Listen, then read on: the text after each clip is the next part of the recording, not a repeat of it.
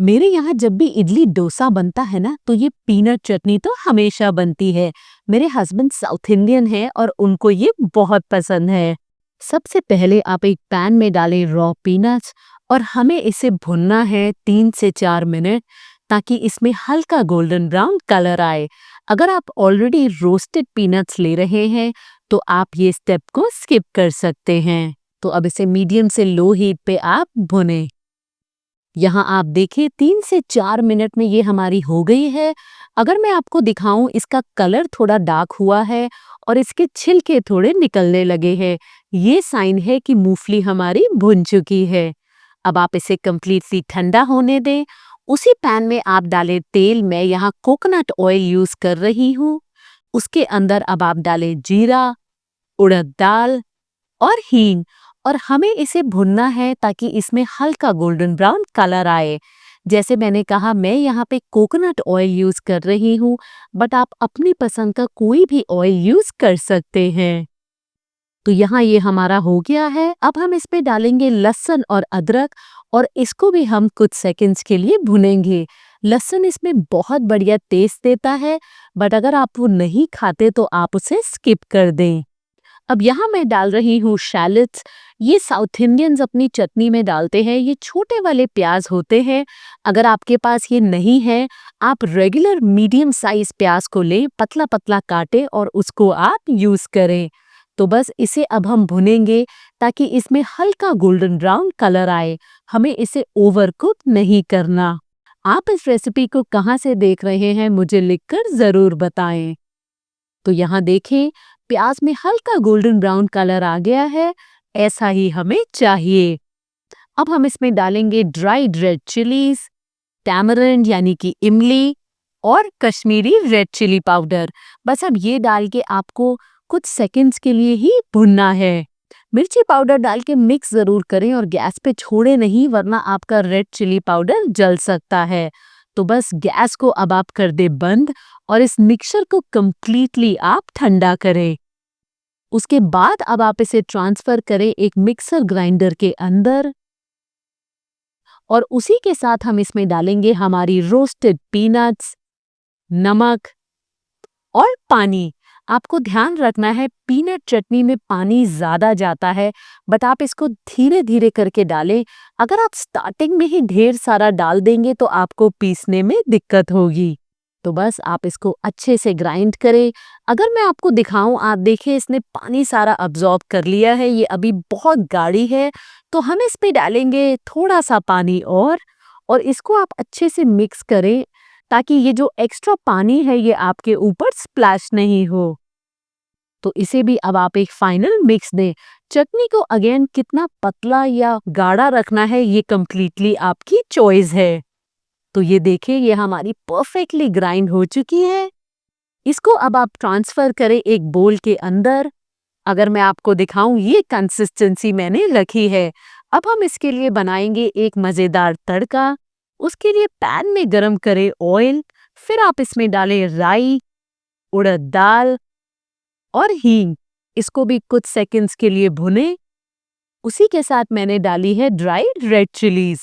अब आप इसमें डालें करी पत्ता और आपका बहुत ही बढ़िया तड़का बनके तैयार है। इसको अब आप पोर करें हमारी पीनट चटनी के ऊपर। ये बहुत ही बढ़िया लगता है। इस पीनट चटनी को आप सर्व कर सकते हैं इडली और डोसा के साथ। तो चलिए वो भी बनाते हैं। डोसा हम सबको बहुत पसंद है। आज हम बनाएंगे बहुत ही क्रिस्पी और कुरकुरा रेस्टोरेंट स्टाइल रवा डोसा और मैं आपको दूंगी 5 ऐसे इम्पॉर्टेंट टिप्स कि अगर आप इसे पहली बार भी बना रहे हैं तब भी ये बिल्कुल क्रिस्पी बनेगा। इसी के साथ सर्व की जाने वाली बहुत ही टेस्टी चटनी भी आज हम बनाएंगे। सबसे पहले एक बोल में हम डालेंगे चावल का आटा, मैदा, रवा यानी कि सूजी। ये मैंने मीडियम साइज की सूजी ली है। उसी के साथ जीरा, हरी मिर्च, बारीक कटी हुई अदरक, काली मिर्च को मैंने ये कूट लिया है। उसी के साथ कड़ी पत्ता, इसको भी मैंने बारीक काट लिया है, और हरा धनिया। अब हम इसमें डालेंगे पानी। यहाँ मैं 1 कप पानी डाल रही हूँ। आप सारा पानी एक साथ नहीं डालें वरना इसमें लम्प्स पड़ जाएंगे। तो अब आप इसको अच्छे से मिक्स करें और अब मैं इसमें डालूंगी 1 कप पानी और। तो ये जो रवा डोसा बनता है इसका बैटर बहुत पतला होता है। आप देखें लम्प्स इसमें बिल्कुल भी नहीं पड़े। तो अभी मैं 2 कप पानी डाल चुकी हूँ। अब मैं ऊपर से 2 कप पानी और डालूंगी। जी हाँ, इस रेसिपी में टोटल 4 कप पानी जाएगा। अब आप इसमें डालें नमक और इसको अब हम अच्छे से मिक्स करेंगे। हमें इसे रेस्ट करने को रखना है 25 से 30 मिनट तक। जब तक ये रेस्ट हो रहा है हम बनाएंगे बहुत ही डिलिशियस चटनी इस रवा डोसा के साथ सर्व करने के लिए। तो सबसे पहले एक पैन में हम डालेंगे ऑयल और ऑयल जब अच्छा गर्म हो जाएगा हम इसमें डालेंगे जीरा, उड़द दाल, साबुत धनिया और हींग। अब आप इस सबको पकाएं कुछ सेकंड्स तक ताकि जो दाल है उसका कच्चापन चला जाए। आप इस रेसिपी को कौन सी सिटी या कंट्री से देख रहे हैं मुझे लिखकर ज़रूर बताएं। आप देखें दाल में लाइट गोल्डन ब्राउन कलर आ गया है। अब हम इसमें डालेंगे रॉ पीनट्स और इसको भी हम पकाएंगे 2 से 3 मिनट। अगर आप ऑलरेडी रोस्टेड पीनट्स का यूज़ कर रहे हैं तो आप उसको डायरेक्टली डाल के बाकी के इंग्रेडिएंट्स यूज़ कर सकते हैं। आप देखिए इसमें हल्का गोल्डन कलर आया है। अब हम डालेंगे अदरक, लहसुन, प्याज और उसी के साथ ड्राइड रेड चिली। अब आप इसको अच्छे से मिक्स करें और अभी हमें अनियंस को पकाना है 2 मिनट तक ताकि ये ट्रांसलूसेंट हो जाए। हमें इसे ओवरकुक नहीं करना। आप देखें अनियंस हमारे कुक हो चुके हैं, हल्के ट्रांसलूसेंट हो गए हैं। तो अब हम इसमें डालेंगे टमाटर और उसी के साथ नमक। टमाटर डालते वक्त हमेशा नमक डालें, उससे जो टमेटोज़ हैं वो जल्दी कुक होते हैं। बस अब हम इसे पकाएंगे 3 से 4 मिनट और ताकि टमेटोज़ अच्छे से सॉफ्ट हो जाएं। आप देखें मैंने टमाटर को अच्छे से पका लिया है। अब हम इसमें डालेंगे थोड़ा सा गुड़ और इसको भी अच्छे से मिक्स करेंगे। गुड़ चटनी को मीठा नहीं करेगा बट उसको बैलेंस करेगा उसके सारे टेस्ट को। तो बस अब हम इसको कंप्लीटली ठंडा करेंगे, उसके बाद हम इसको ग्राइंड करेंगे। तो मिक्सर ग्राइंडर में मैंने इसे निकाल लिया है और अब हम इसमें डालेंगे थोड़ा सा पानी। मुझे ये चटनी थोड़ी गाढ़ी पसंद है। अगर आपको थोड़ी पतली पसंद है तो आप पानी की क्वांटिटी बढ़ा दें। अब आप इसको अच्छे से ग्राइंड करें। तो यहाँ अगर मैं आपको दिखाऊं इसमें बहुत ही बढ़िया कलर आया है और इसकी कंसिस्टेंसी भी बिल्कुल परफेक्ट है।